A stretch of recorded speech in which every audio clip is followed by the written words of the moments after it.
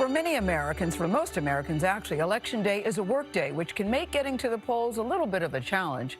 2016, only about 61% of Americans of voting age cast a ballot, and that was up from the previous presidential election when it was estimated around 58.5% voted. The U.S. reportedly is near the bottom of 32 developed nations in voter participation, in part because Election Day is not a national holiday. Now some big-name companies are stepping in to help their employees. Chip Reid is at an early voting location in Maryland. Chip, good morning to you. What's the turnout like there?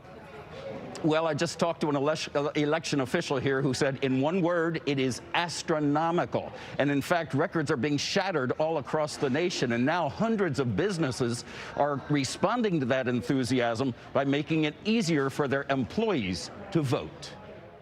A record turnout. Record turnout numbers. With more days and more ways to vote than ever before, the largest number of Americans in history may have a say in picking the president. But that almost didn't include New Jersey mom Shawneen Gore.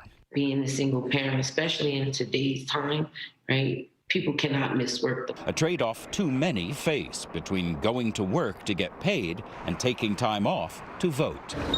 But this year, the only choice Gore has to make is at the polls. The great thing is we're going to do it together as a family, and now we get to do that because we're all be off work. Off work because Blue Apron, the meal kit service where Gore and her daughter work, is giving all 1,600 employees Election Day off. In addition to giving the day off with pay, we've actually committed to helping with voter registration and also transportation to and from the polls on the day of. Blue Apron joins more than 2,000 American corporations, including Apple, Walmart, and our parent company, Viacom-CBS, which pledged to provide paid time for employees to vote. Old Navy and Target are paying employees to work at the polls if they want. And Blue Apron delivered a voter registration drive at the office. We've been very, very specific that we don't want to influence how anyone votes. We're just giving them all the tools they need to vote. But for some voters, it's still a struggle just to get in the door.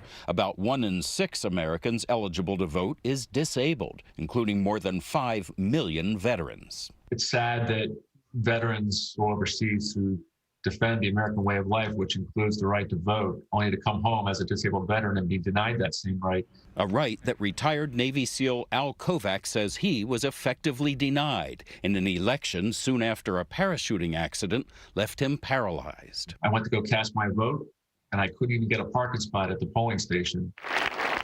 More than a quarter century after the Americans with Disabilities Act, a government study found 65% of 2016 polling stations that were surveyed still had one or more obstacles that could impede access for the disabled. People see me in a wheelchair, and I sense their assumption that I'm somehow marginalized as a result of my disability. But when I place my ballot in the drop box at the library, I know that I am having a direct impact on my country's destiny.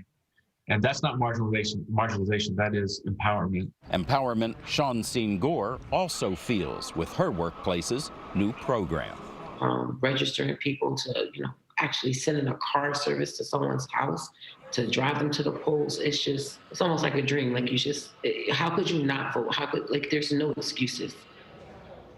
So far, about 81 million Americans have already voted. That's about 60% of the vote from 4 years ago, and we still have 4 days to go. Anthony? Chip, thank you. You do wonder how in the world's greatest democracy we make it so damn difficult to vote sometimes. Thanks.